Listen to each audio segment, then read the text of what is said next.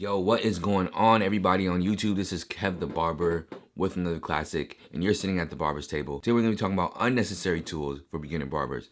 Y'all love the necessary tools for beginner barbers. I'm gonna let y'all know this stuff you do not need to pick up. You do not need to get in order to be a barber. And pay close attention to this stuff, because it's like, I think there are certain things on here that you can get caught up in the hype, or you feel like you may just need this. You see this so much on Instagram, or you see this on YouTube. It's a bunch of stuff you probably should turn your head away from and focus on certain other things to improve your skill. On top of that, there are just some stuff on here that I think you should know that you just aren't really necessary for your growth.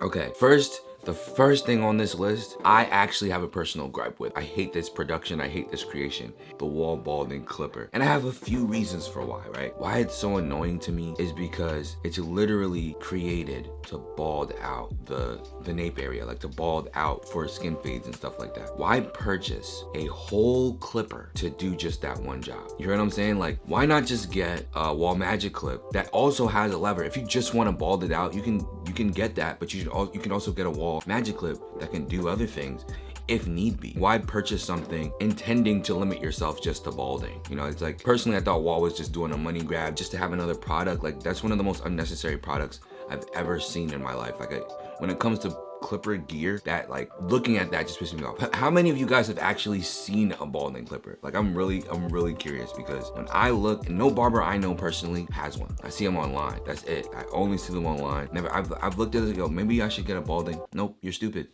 Don't do it. Number 2 on this list is having a laser on top of your edger. I've also seen that on Instagram, and I've been hit up a bunch of times about this laser that's on top of the edger, as if that helps.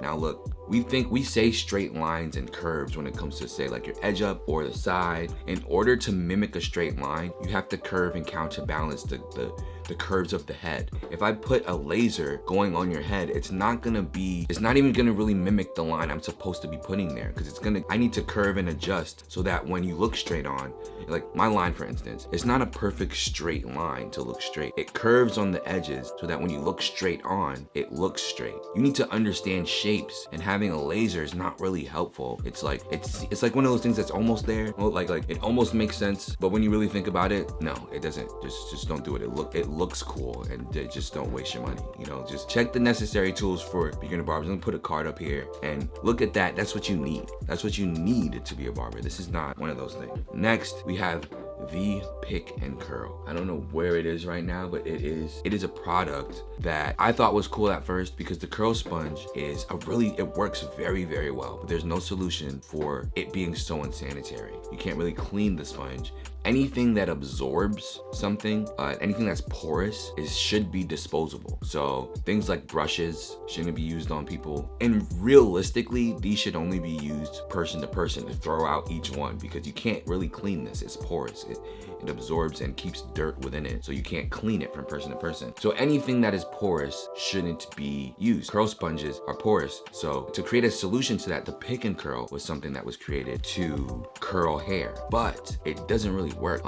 It's too light. The plastic kind of just stays around. The hairs don't really go inside of the divots or the holes or the squares, and doesn't really capture the curls like curl sponge does. So it's an unnecessary tool that you probably shouldn't get, because it just doesn't work. And if it did work, you'd probably see it. I'm sure a lot of you haven't seen this product before, and for a good reason. I purchased it and I don't even know where it is. Like, where is it? I don't know. Number 4 on this list is 90% alcohol. Now, in the last video, necessary tools for beginner barbers, I spoke about alcohol and how it shouldn't be used on the skin. I should have been more specific. Alcohol meaning high percentages of it, because it is damaging to the skin, and I suggested witch hazel or aftershave lotion. Now, the interesting thing is, witch hazel actually does have alcohol in it, about 14%, but it's not harmful to the skin. 90% alcohol is not only unnecessary, but shouldn't be used. It's because it doesn't have the same properties or the same benefits that using something like a witch hazel does. So I'm just gonna read you off a few benefits. Witch hazel relieves inflammation, it reduces skin irritation, helps treat hemorrhoids, fights acne, alleviates scalp sensitivity, protects against prevents skin's damage and wards off infection. Now, if you put this all on every single client after their service, you're avoiding things like bumps, rashes, cuts, abrasions. It also doesn't burn. You know, you see a lot of people like,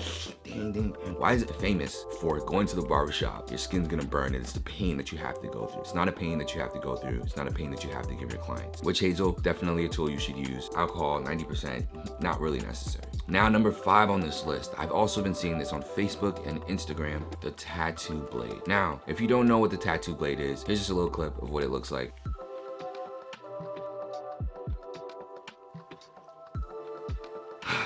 It's a nice idea, right? It's a nice idea to me. What makes it unnecessary, what makes anything unnecessary to me is if it isn't needed. And what not needed means is if I can use something else to accomplish the same thing and the difference not be that big of a benefit. For example, this tattoo pen, I can still use my razor blade. Now, some may argue that the tattoo blade is smaller, be more precise with it. You can do this. First of all, that's not true. Improve your technique. That's number 1. Number 2, I think the problem, people don't really understand how the tattoo blade works. The tattoo blade, it's a pen, right? And you curve a blade. It has its own like own kind of blade in it, and you curve the blade, you put it inside. So there's a bent blade within the pen that you still have to slide and have the perfect angle or the angle that cuts the hair. It's not like a motorized cut, which I initially thought it was, but it's an actual blade. If you think about it, right? Let's really assess what the blade is doing. So if the blade is curved and it's on the head, that means there's going to be parts of the blade that are on the scalp and the sides are raising on the side, which means that you're going to get a tapered cut every time, right? Because if you're cutting here, the middle is going to be the skin and the side is going to be kind of stubbled or kind of higher. So like if we're really being really nitpicky about it,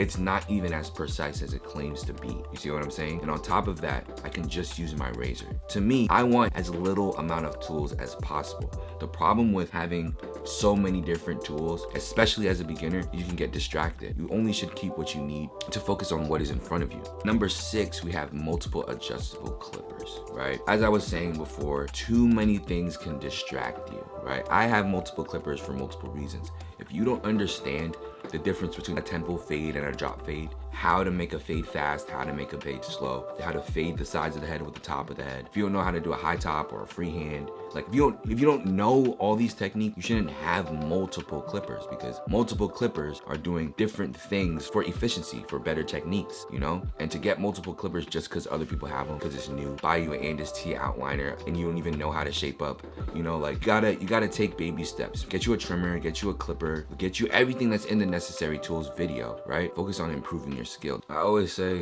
what is a amazing setup, an amazing line of products if your results are so basura? What's the point? If everything is so trash, why does it matter that you're holding an Andis Master? Like, I don't understand. Please explain to me, because I don't get it. Now, number 7 on the list, and this is very important.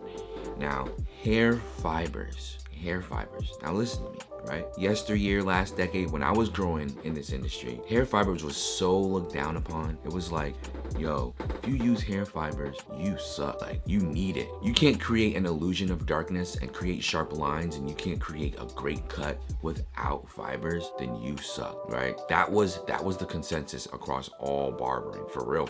Like, that was generally what people said about anybody who used color enhancements. Granted, that doesn't make any sense. Real quick, I didn't get on my soapbox, but real quick, it doesn't make any sense, because like, if you're a great barber that can produce a great haircut, then adding color enhancements would only make that better. Do the best you can without color enhancements. Add color enhancements. You can only make hairlines darker. You can only make the fade better. Now, for you as a beginner to get hair fibers doesn't make sense, because you're probably going to be using it to mask how dull your fade is. Now, when that person goes home and washes their hair and does other things, they get disappointed, because when they were sitting in the barbershop, they looked really good for Instagram. At the end of the day, it's just a nice post. They look terrible for the rest of the week. You got to make sure that the foundation is great. Now, if your foundation is good, adding color enhancements is not a problem. Adding hair fibers is not an issue. More than likely, if you're a beginner, you don't know how to fade, you don't know the difference between gapped, zero gap, different blades used on different textures of hair, different formations of hair, deep tooth, short tooth, pro-made blades. There's many different intricacies within fading and line that you need to make sure that you understand this, that you have it in your head, and that way you'll be able able to advance to hair fibers. Hair fibers is not something for the beginner barber at all. Next, I talked about this a little bit, detachable blade. Now, one could make the argument that you should start with detachable blades, or you could, but in my system, what I believe is detachable blade is for somebody who already understands fading. Like I said, low, mid, high fades, what difference between a slow fade is, fast fade, or shadow fade. You need to understand fading on a whole before you pick up something like a detachable blade, because adjustable blades are just so much easier to understand. Number 8 on the list is a high quality camera. I can't tell you how much people hit me up in my DMs, yo, what camera do you use? What lens do you use? Yo, don't worry about promoting your stuff if you can't even fade, if you cannot satisfy your customer, you know? If you're promoting yourself and you do not have satisfied clients, you're promoting dissatisfied clients. Why would you want to do that? Here's a good idea, right? I'm not saying you shouldn't post on Instagram. Now, if you're a beginner, you should be posting on Instagram, because especially if you're committed to it, as you grow, people can see your progression. It's how you post. Don't say, look at this fire fade and you got mad lines on the side, your hairline's crooked, got bumps and rashes, like, you know, all the stuff that you may have to go through as a beginner barber. Post it as a documentary. Hey guys, I just did this cut, let me know what you think. Or I'm learning how to do a high top fade. Boom, post it. All about the story. It's all about how you're presenting yourself, not that you're presenting. You know, you see a bunch of people who just post, be like, lit, this joint banging, look at this fire. No, it's trash, you suck, and you should know that at the end of the day. If you're gonna work at it, you should embrace that you suck right now. Because imagine, like, look at my last post, my first fade, I was hyped, like, look at this fade, this is my first fade. But the whole time, I knew I was gonna keep clippers in my hand. Whole time, one day, I was gonna get better. And even today, there's certain things I can't do. I wanna stay within a realm of learning. I always wanna be a beginner at something. You know, that's why I picked up blow drying, women's hair, coloring, all these different things, because now I can talk to you guys so much more eloquently, so much better if I understand the feeling of a beginner to speak to a beginner. You know, it's kind of hard for me to understand what you're going through with fading if I just stay within this expert space. You know, me venturing out allows me to talk to you guys a lot better. Last but not least, this is not gear, but you know, this is still something unnecessary. Zero gapping. Your edges should not be zero gapped. Like I promise you, like, please don't zero gap them. If you're shaking with the edger, if your hand is heavy, if you don't know how to pivot around the ear, pivot on the side of the head, if you don't know how to edge up a beard, like, zero gapping will only hurt you, because you'll hurt your client, and then that's that. Like, that's a client gone. Don't worry too much about zero gapping. Worry more about your steady hand, symmetry, comfortability of the client, speed even. I mean, you don't gotta go fast, but you know, make sure you're reasonable. And there's a bunch of stuff you should be focusing on, but zero gapping is, you know, it's one of those things you do to improve something that's already solid. So all this stuff, as you can tell, are some things that I learned from me actually growing through the barber industry in this past 7-8 years. And I think experience is a very invaluable tool. And I think a lot of you have some information that can help other people as well. So I want to know, what are some of the things on this list or off this list that you felt were also unnecessary for people to get? I hope that helps. Anybody interested in purchasing any of the Barbers gear merch that I keep wearing, just relaunched it today. Promo code is on my Instagram, 10% off. So go on there right now. It's only for this day, the day of this upload. Make sure you turn on post notifications. More videos coming this week. If you have any suggestions, any more questions, comment down below for me to make a video on it, and I'd love to. Thanks for sitting at the Barber's table. See you guys in the next one.